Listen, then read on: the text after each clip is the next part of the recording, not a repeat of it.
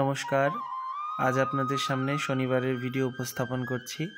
ভিডিওটি সংরক্ষিত করে রাখা হয়েছিল, দেব বলে আর দেওয়া হয়নি, কেননা প্রচণ্ড চাপের মধ্যে দিয়ে যাচ্ছে। আপনারা জানেন আসন্ন দুর্গাপুজোর জন্য আমি প্রচণ্ড ব্যস্ত, যেহেতু নিজে হাতে মায়ের বিগ্রহটি আমি নির্মাণ করি, সেই কারণে ওদিকে একটুখানি সময় দিতে হচ্ছে, সব দিকে সমানভাবে সময় দিতে পারছি না।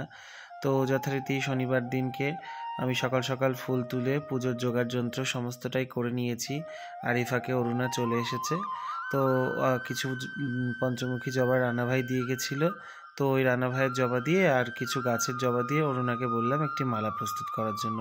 কেউ তো এদিন সকাল সকাল আসেওনি, আর মালাও নিয়ে আসেনি, যার জন্য আমারও গাঁথতে ইচ্ছা করছে না, খুব আলসি আলসি ভাব লাগছে, শরীরটা বিশেষ ভালো নেই, যার কারণে ওকেই দিলাম মালা গাঁথতে। তো ও গেঁথে দিয়েছে যথারীতি। দেখুন কি সুন্দর লাগছে মা জননীকে।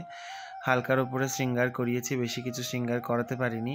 আর ওইদিকেও মালা গাচ্ছে, আমি ফলের নৈবেদ্যটা করে নিয়েছি। আর এইদিকে ওই যে বেথুয়াডাহরি থেকে আসে আমার এই সুবিনয়, যে ভক্ত ছেলে আর ওর স্ত্রী, এই যে দেখছেন, আজ ওরা আমার মন জয় করে নিয়েছে। আমার মনের মতন দুটি মালা করে নিয়ে এসছে। গত ফলহারিণী অমাবস্যার দিনকে মা আমায় নির্দেশ দিয়েছিলেন যে স্বর্ণচাপার মালা পরবেন। তো আমি বহু জায়গায় ভক্ত শিষ্যদেরকে খবর দিয়ে এবং বহু বাজারে খোঁজ করেও অর্থ দিয়েও মেলাতে পারিনি, কিন্তু ওরা গত অমাবস্যার দিন একটি চাপা ফুল নিয়ে এসেছিল। একবার মাত্র আমি মুখ ফুটে বিষয়টি বলায় ওরা ঠিক যত কঠিনই হোক না কেন নিয়ে এসেছে প্রচণ্ড কঠিন ভাবেই আর কি, সেখান থেকে গাছে উঠে পেরে আনতে হয়েছে। তো যাই হোক, আমি খুব খুশি, আমার স্বপ্ন সার্থক হলো এবং মায়ের আদেশ আমি পালন করতে পারলাম ওদের মধ্য দিয়েই। এতে আমি অনেক খুশি। সত্যি কথা বলতে ওদেরকে দেওয়ার মতন আমার কাছে কোনো কিছুই নেই। এই কথাই ওদেরকে আমি বলছিলাম যে তোমরা যা করলে আমার দেওয়ার মতন তোমাদেরকে কিছু নেই, কিন্তু মায়ের কাছে প্রার্থনা করছি মা যেন তোমাদের সদা আনন্দে রাখে, আর এইভাবেই যেন মাকে শৃঙ্গার করাতে পারো, এইটাই। ওরাও বলছিল যে হ্যাঁ, মায়ের কাছে কামনা করো যেন এভাবে মাকে সাজাতে পারো। আর এদিকে এই মা বলছে আজকে ওদের স্বামী স্ত্রীতে পাল্লাপাল্লি লেগেছে, পাল্লাপাল্লি দিয়ে সব মালা করে এনেছে। আর আমি বলছিলাম যে মা জননীকে শৃঙ্গার করিয়ে এত সুন্দর লাগছে, অন্য মালা পরাবো না? তো সুবিনয় বলছে না, তা হবে না, সব পরাতে হবে। আর এই দেখুন মা জননীকে চাপার মালায় শৃঙ্গার করার পর কীরকম লাগছে, ঠিক যেন বাঁকা চাঁদের মতন। বাঁকা চাঁদ অর্থাৎ গোবিন্দ, আমি বাঁকা চাঁদও বলে থাকি। তো যাই হোক, দেখুন একদম অবিকল, মনে হচ্ছে যেন একই অঙ্গে কৃষ্ণ এবং মা দুজনা রয়েছেন। তো এদিকে যথারীতি শৃঙ্গার হয়ে গেছে, পুজোও হয়ে গেছে আমার সম্পূর্ণ। এবার ভক্তরা পুষ্পাঞ্জলি দিচ্ছে, এখন সকাল সকাল প্রথমবারে পুষ্পাঞ্জলি চলছে। এরপরে তো আরও অনেক ভক্তরা আসবে, সারাদিন চলতেই থাকবে, এই আর কি। তো এবার এক এক করে ভক্তরা এসে জমছে, আমার পুজোও হয়ে গেছে।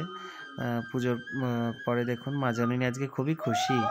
আর পুজোর পর ওই সুবিনয়ের যেসব মালাগুলো রয়েছে সেই সব মালাগুলো দিয়ে এবার শৃঙ্গার করিয়ে নিচ্ছি। দেখুন ওরা আবার নাম বলে বলে দিচ্ছে, এটা ওর, ওটা তার।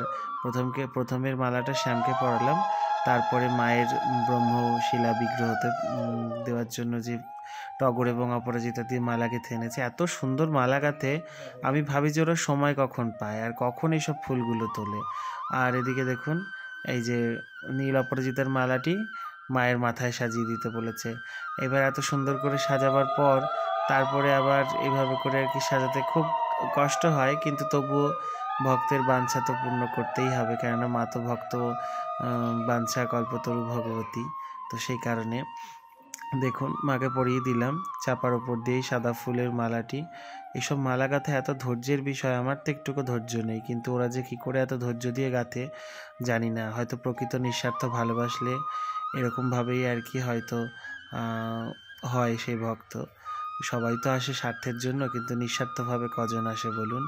আর এই দেখুন অপরাজিতার যে ছোট্ট মালাটি নিয়ে এসছে, ওটাও মায়ের মাথায় দিয়ে দিলাম, বেশ ভালো লাগছে, খারাপ লাগছে না। আমি ভাবছিলাম কেমন লাগবে তার নাই ঠিক, আমি ওকেও বলছিলাম যে কেমন লাগবে গো, ও বললো দেন দেখা যাক কেমন লাগে।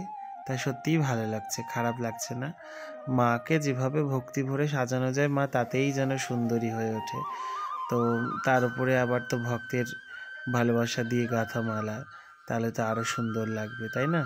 তো যথারীতি মন প্রাণ উজাড় করে দিয়ে তারা যেমন মালা গেঁথে নিয়ে এসছে, আমিও তাদের মালা পুষ্প মন প্রাণ উজাড় করে দিয়ে মাকে শৃঙ্গার করাচ্ছি মনের মতন করে। সত্যি কথা বলতে মাকে শৃঙ্গার করাতে আমার খুব ভালো লাগে। এই নিয়েই সারাটা দিন আমার কেটে যায়, অন্যদিকে আর সময় দেওয়ার মতন সময় হয়ে ওঠে না। তো এই নিয়ে বেশ আনন্দে আছি, কেননা সত্যি কথা বলতে স্বার্থের দুনিয়ায় থাকার থেকে এই নিঃস্বার্থভাবে বাইরের বিষয়গুলো না জেনে মাতৃসেবা করার ভাবটা বুঝি অনেক আলাদা। তো যাই হোক, এইভাবেই যেন থাকতে পারি, এটাই মায়ের কাছে কামনা করি, যে সকল সন্তানদের ভক্তদের নিয়ে যেন মায়ের কোলজোড়া হয়ে থাকতে পারি। দেখুন, মা জননীকে বেশ ভালো লাগছে। আর পুজোর পরে এবার ফল প্রসাদ বিতরণ হচ্ছে। আর এর মধ্যে আপনাদের দেখাতে পারিনি, অনেক ভক্তদের দেখা আমার হয়ে গেছে, আজকে প্রচুর ভক্ত হয়েছে। এখন মধ্যাহ্নকালীন ভোগ নিবেদন চলছে। তো মধ্যাহ্নকালীন ভোগে আজকে বিশেষ কিছু নেই, ভাজা রয়েছে আর কুমড়ো ঘন্ট রয়েছে, এই দিয়ে মাকে ভোগ নিবেদন করা হয়েছে। মা আমার এতেই খুশি। পরে আরও মালা পরিয়েছি, কলকাতা থেকে এক দিদি এসেছেন, সেই দিদি জবার মালা রজনীগন্ধার মালা নিয়ে এসছে, সেই মালা আমি পরিয়ে দিয়েছি। আর ওদিকে মায়ের ভোগের প্রসাদ এখন বিতরণ হচ্ছে। আর এবার ভক্তরা এক এক করে সবাই চলে গেছেন যার যার প্রতিকার পেয়ে। আমি এবার ঘরের দিকে উঠবো, অনেক বেলা হয়ে গেছে, এসেছিলাম সেই ভোর 5টায়, আর এখন বেজে গেছে অনেক। আর ফুলগুলোও দেখছেন কেমন মূর্ছা গেছে। যাই হোক, দুটো মুখে দিয়ে আসি, কাপড় চোপড় ছেড়ে এসে আবার তখন এগুলো পরিষ্কার করব। আর এই দেখুন, ঘড়ির কাঁটায় প্রায় 4:30 বাজতে চললো। সেই ভোর 5টায় এসে 4:30 পর্যন্ত এই মন্দিরে থাকা কম ব্যাপার নয়। তবে যাই হোক, মা ধৈর্য দিয়েছেন এবং শক্তি দিয়েছেন এভাবেই মায়ের সেবা করার জন্য। তো মায়ের কাছে প্রার্থনা করি যেন জন্ম জন্মান্তর এভাবেই তার সেবা করে যেতে পারি। সকলের ভিডিওটি ভালো লেগে থাকলে লাইক, কমেন্ট, শেয়ার অবশ্যই করবেন এবং পেজটি ফলো করতে ভুলবেন না। সকলে সুস্থ থাকবেন, ভালো থাকবেন, আনন্দে থাকবেন, মায়ের ভজনে থাকবেন। জয় মা মুন্ডমালিনী।